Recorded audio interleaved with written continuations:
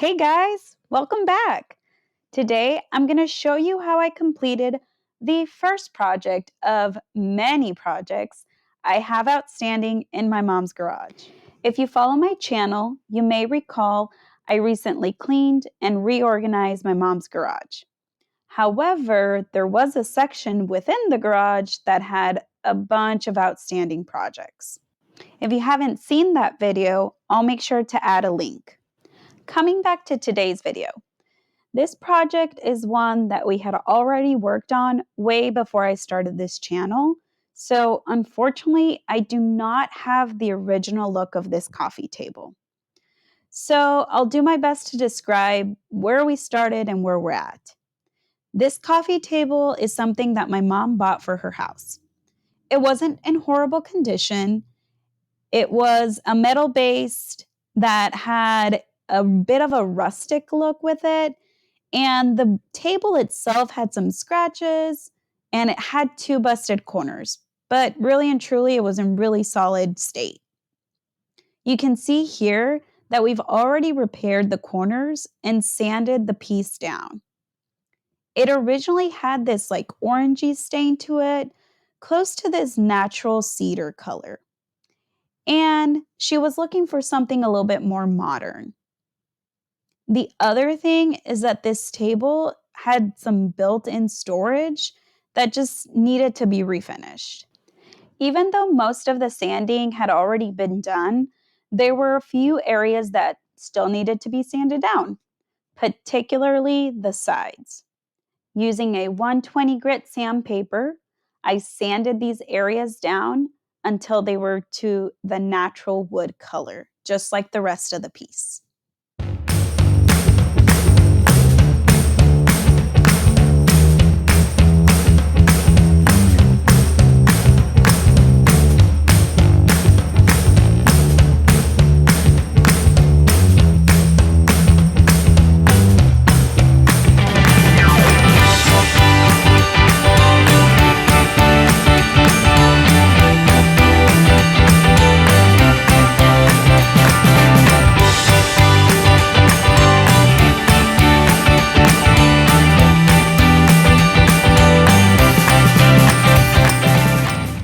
Once I was done with sanding the sides, I made sure to remove all of the dust before moving forward. A quick tip, if you have a piece like this that has some hard to reach areas or like a lot of corners, use a dry brush to remove all of the dust from these areas. It almost acts like a mini broom, and then you can use a wet rag to just clean everything else off.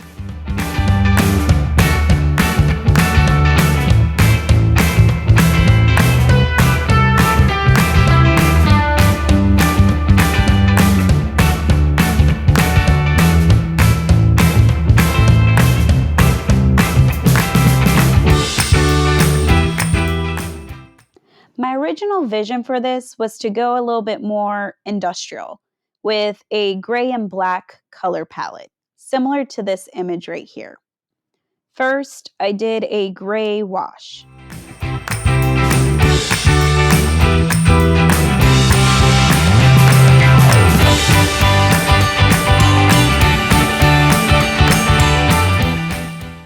I didn't like how this turned out.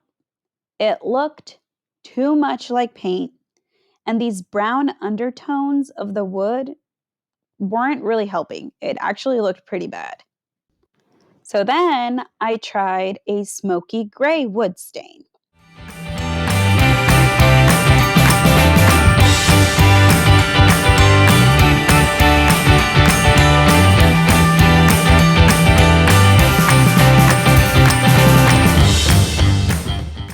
This was so dark. It felt more smoky than gray, if that's even a thing, and the brown undertone was still there. For my final attempts, I tried layering the gray wash with the stain.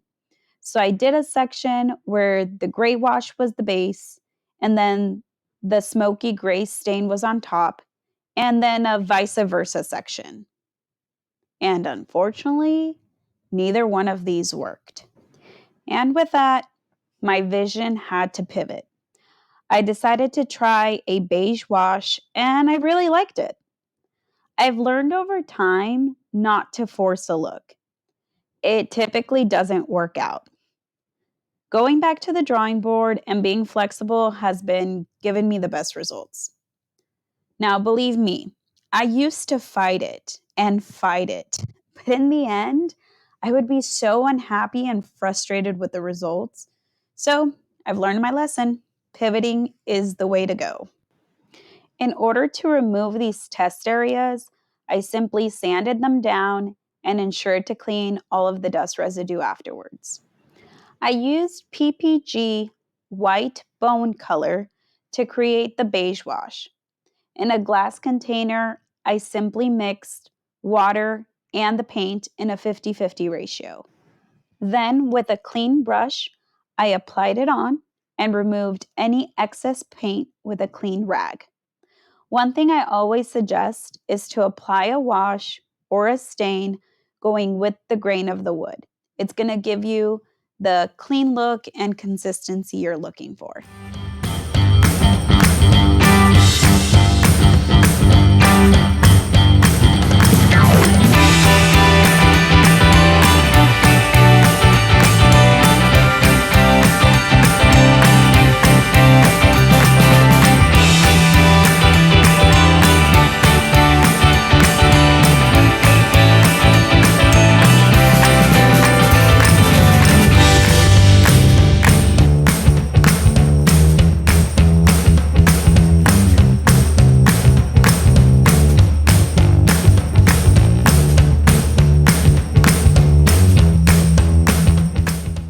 This is what it looked like after the first layer of wash.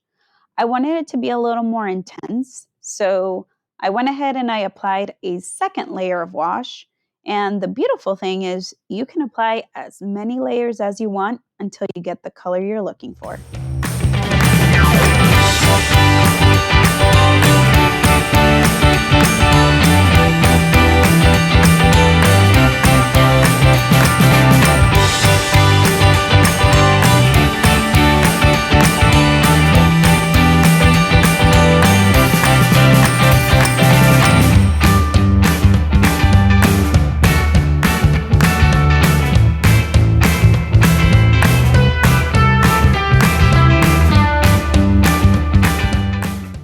Yep, that's what I was looking for. 2 layers was enough for me. Now this next section is me just being super nitpicky. I noticed that these little slivers in between each panel had areas where paint had made it in there and some where it didn't. So I went ahead and with a small little brush, I added some paint in these hard to reach areas.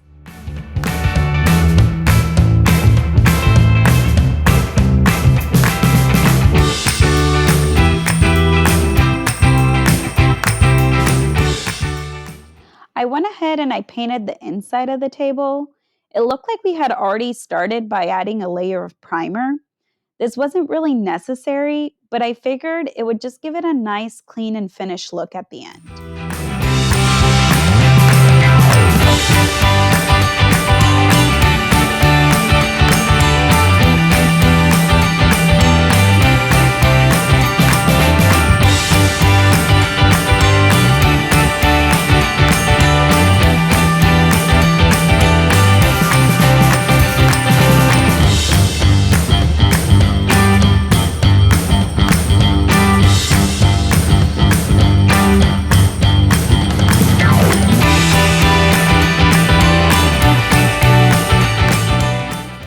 Once I was happy with all these small details, I went in and lightly sanded the entire piece with a 400 grit sandpaper and cleaned it off from any dust residue.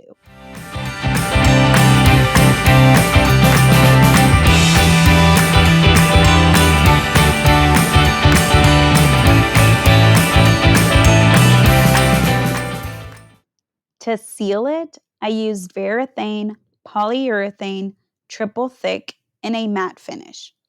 I applied 2 layers to the entire table, inside and out, and a third one at the very top. since this is a highly used surface.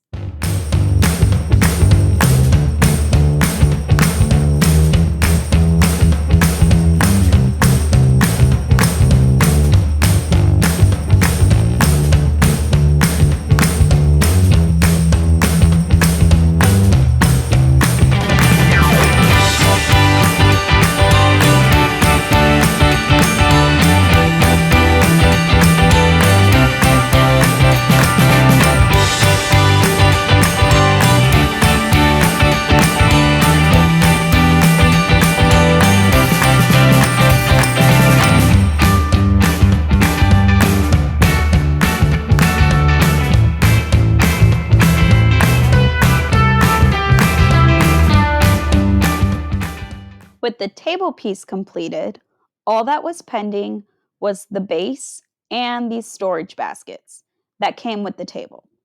Now, these baskets are actually pretty close to the original color of the table. I probably should have shown you these as an example. Oh well, moving on. Now, my vision here was to spray paint everything black. So I used Rust-Oleum black in a semi-gloss finish. It took about 3 cans of paint to fully cover the frame and the baskets.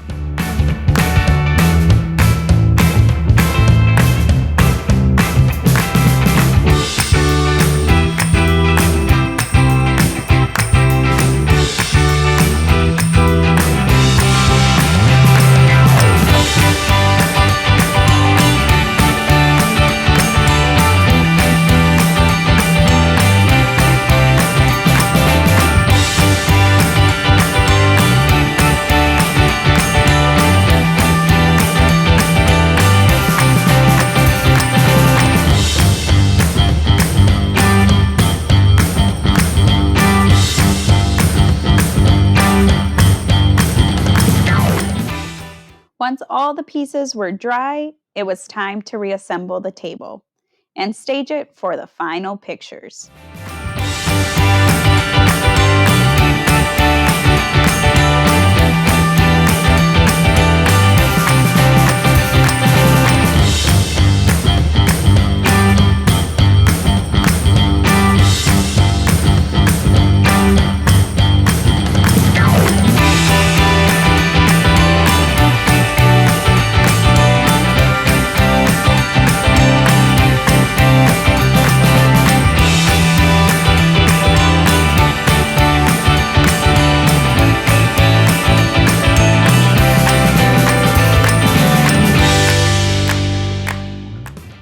Okay, you guys, so here we are. This is where we started. A partially completed coffee table that had been pending for quite a few months. And finally, we finished, giving it a modern industrial farmhouse look to it. Even though I wasn't able to get that gray tone I originally thought of, I'm really happy with this alternative. The areas that needed to be repaired were blended really well with this beige wash, and it all came together pretty nicely. Now, believe you me, I will keep doing some research and learning new techniques so that one day I will be able to achieve that gray look I originally wanted for this table. But for now, I'm just happy to be complete with this coffee table and move forward with a new project. If you're curious on what materials I used, I'll make sure to add a list in the description below with their corresponding links. Now, before you leave, please make sure to like and subscribe to my channel to see the upcoming projects that I still have pending in my mom's garage. Now remember, subscribing to the channel does not cost you anything and it helps me out so much. I hope you guys enjoyed this video and stay tuned for the upcoming projects. For now, I'm going to say goodbye, and I'll see you guys next time here at Angie's Crafts Furniture Renovation. Bye!